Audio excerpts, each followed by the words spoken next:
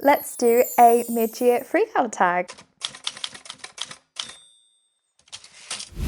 Hi everyone, Mariah here and welcome back to my channel. It is so ridiculously hot in the UK right now, so if it looks like I am melting, it's because I am. It's currently almost 30 degrees Celsius in the UK, and to UK people, this is scorching for us. We are not used to hot weather and our houses don't have aircon by standard, and a lot of houses actually can't really have aircon built into the house, and units are very expensive, especially during the summer. So our houses are made to trap the heat in, and we are basically all kind of cooking alive right now, but I'm gonna power through. So in case you're not familiar with the mid-year freakout tag, this is basically a bunch of bookish related questions that kind of help you reflect on the year so far and the books that you've read, favorite characters, etc. It's normally something I do over on BookTok, and I was tagged to do this last year, but I thought it'd be really fun to bring it over here and do it here as well, because we can kind of go into a little bit more detail, because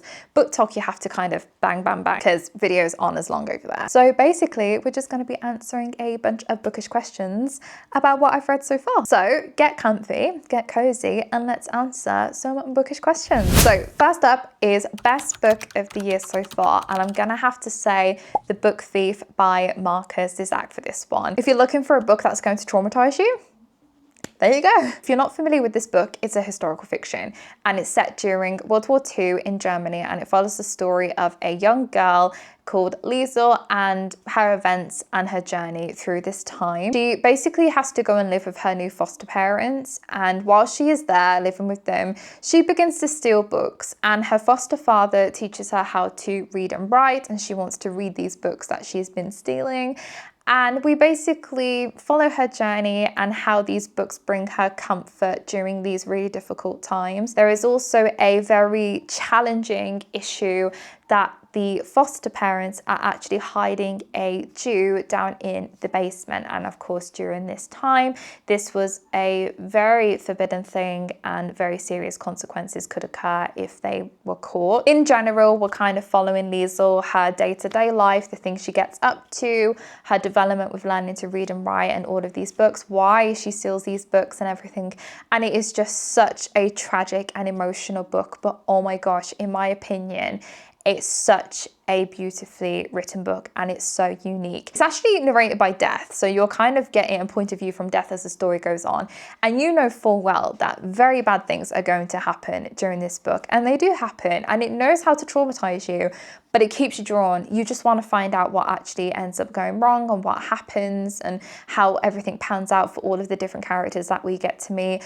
A 6-star read for me. Absolutely loved this book for all the wrong reasons, but you can really appreciate just how amazingly written this book was. I think it's one of those books that I think everyone should at least try to read and give it a go. Next up is best sequel, and I was going to say Tales of the Cafe, which is book 2 of the Before the Coffee Gets Cold series, but because you can technically read these books as standalones, I am going to go with Unravel Me, which is book 2 of the Shatter Me series instead, because you do actually have to read all of those books in order for the story to continue. The Shatter Me series is an absolutely fantastic dystopian romance thriller. If I could read all of these books again for the first time, I definitely would. If you want a book with lots of politics and power and story development, great character development, I would definitely recommend reading these books. The romance in it is also really, really good, and just the characters, in my opinion, are very great and likable characters. It is one of those series where it really does get better with each and every book, and I know that's kind of what you hope for when reading a series. There's nothing worse than reading a series and it probably starts going downhill,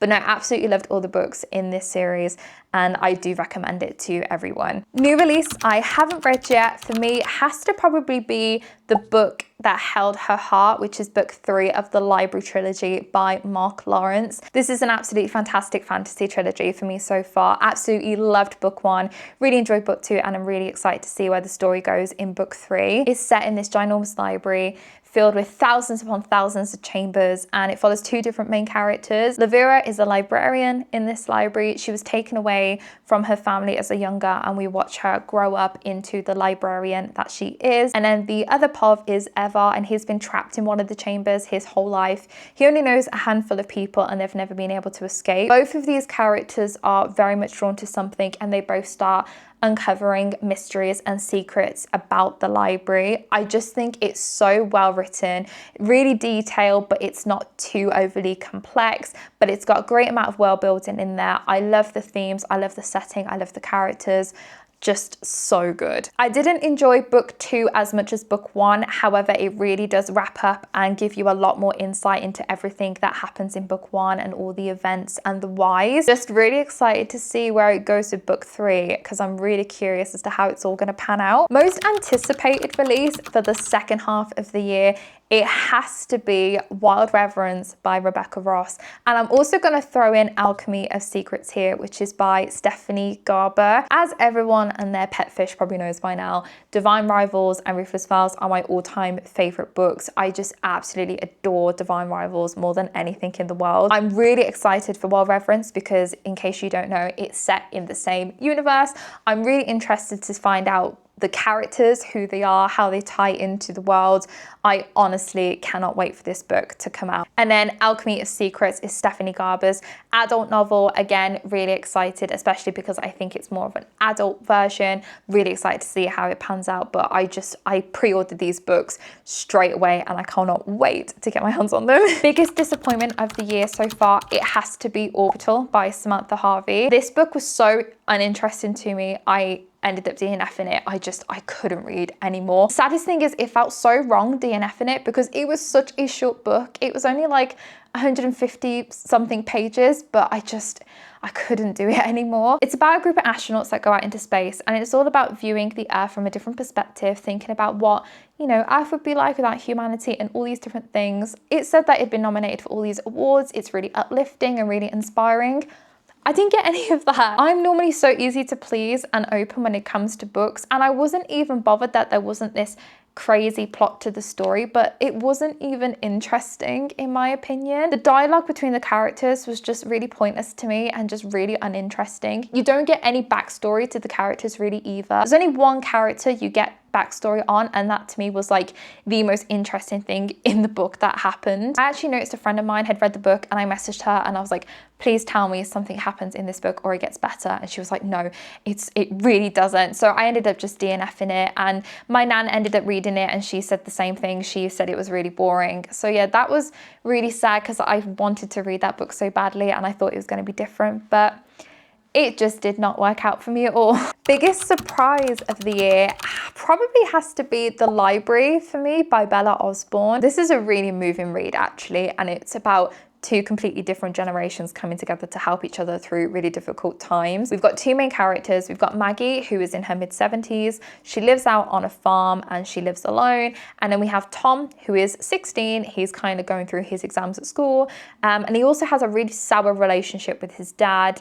He's a very big alcoholic, and he's also trying to force Tom into getting a job that Tom really does not want to do. In order to escape from his dad, Tom goes to his local library because this is where his mum used to take him before she passed away. And that's where he kind of ends up bumping into Maggie, and Maggie is kind of recommending all these books because Tom wants to buy books for his mum, but she's like, that doesn't seem like he's telling the truth. But the two kind of end up coming together and forming a close relationship. They both help each other out in many different ways, but there's also this bigger plot to the story where the library is being forced to close down by the local council, so people are trying to come together to help save the library and protest and all that sort of stuff. And because of that, that's why Tom and Maggie end up mingling so much, because they're always at the library trying to help save it. But it's not just about the library. There are lots of meaningful messages that are put throughout this story. For example, Tom helps Maggie through her loneliness. He often visits her at her farm, helps out with the animals, and just kind of keeps her company. And it's the same for Maggie as well. She ends up trying to help Tom out as much as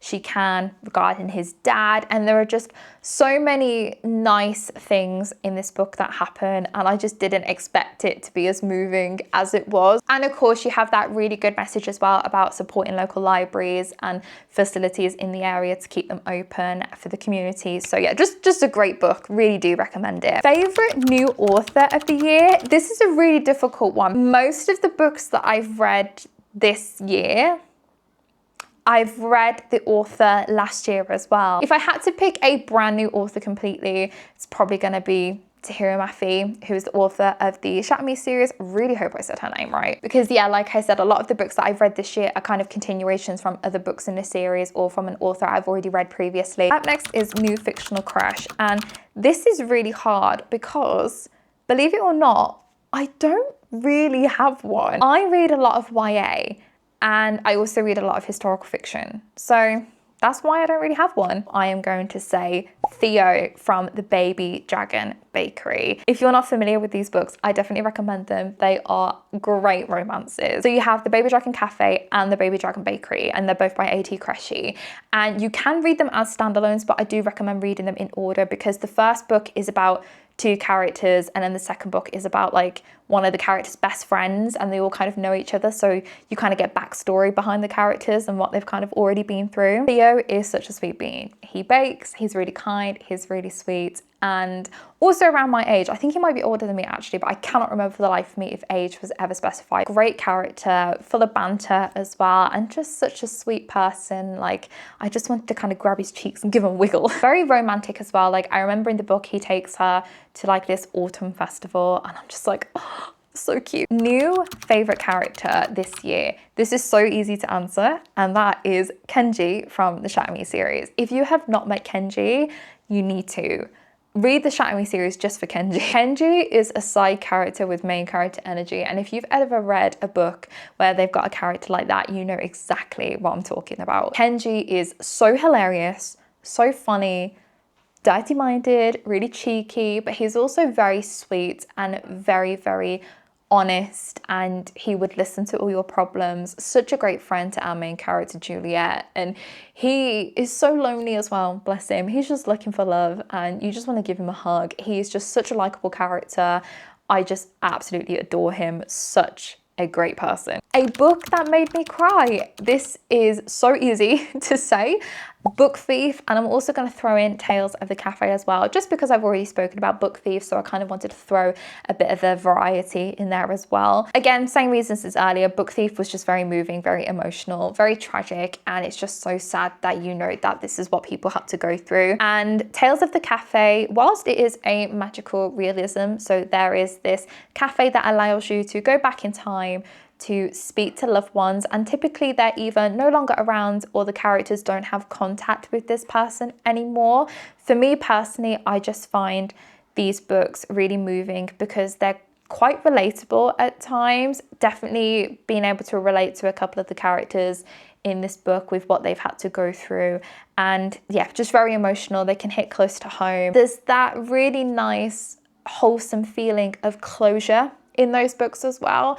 So yeah, both of these books made me absolutely sob. So yeah, I definitely think the whole of the Before the Coffee Gets Cold series will continue to make me sob. So yeah, definitely recommend those books if you love a good cry. Also, if you do have any recommendations on books that make you cry, please let me know. I know that might sound like such a strange thing, but for me, books that make me cry are often the most impactful ones, and they are the ones that tend to stay in my brain for the longest time. They tend to be like 5-6 star reads for me, so throw them my way. For the opposite, we have a book that made me happy, and I'm just gonna throw in the Baby Dragon Bakery again here. These books are just such fluffy, easy to read, cozy romances. I just adore them so much. I personally love corny and really romantic romance books. I just feed them to me. And that's exactly what the Baby Dragon Bakery and the Baby Dragon Cafe books do.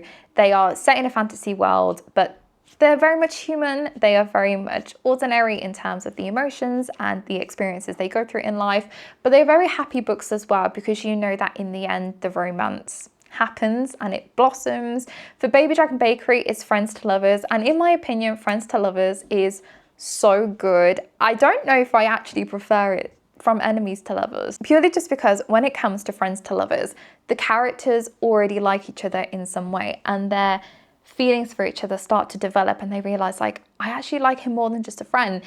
And I just find that really cute, and it's one of those books that would just have you giggling and kicking your feet, and oh, it's just so romantic. And you know, he's such a gentleman and she's just so happy and cheery about the relationship. I just love them so much. Next up is Beautiful Book. Now, I don't know whether this can be interpreted as pretty cover kind of thing, maybe sprayed edge, or beautifully written book. So I'm gonna go with beautiful looking book, and I'm gonna say Faith Breaker by Hannah Kaner, and it's my Illumicrate edition. I'm very happy to now have the full trilogy as the Illumicrate editions. I think they are such stunning books. The sprayed edges are absolutely gorgeous, and the story is fantastic as well. Really excited to read book 3. So yeah, I'm definitely gonna have to say that one for this question. In terms of beautifully written book, this is also probably gonna be Tales of the Cafe again.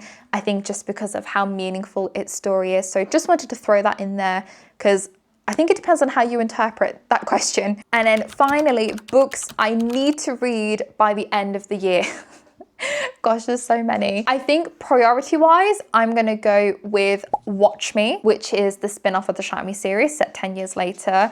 I really wanna find out what everything is about in this book. I know it's based on a character called James, and he is from the Shatter Me books. I won't go into detail too much about him because you'll find out if you read the series who James is and how he ties into the story. But really excited to see if there's going to be any returning characters or anything in this book. So I really want to get to reading that. I also have a historical fiction called Wartime Book Club that I really want to read, and it's about a woman who sets up a book club during the events of World War, but it's not really something that is allowed, and there's kind of that horribleness of being caught and the consequences. So I really want to find out what happens in that book as well. Obviously, we've got books like Wild Reverence and Alchemy of Secrets, which I've already mentioned, but obviously they aren't out yet. And if I can, I would absolutely love to finish the rest of the Before the Coffee Gets Cold books. I have now 4 books I need to read because the latest one recently came out. So I really want to get through those books. They're only short, so I don't think it will take very long, but I like to space them out because they're quite similar, like different stories, but still similar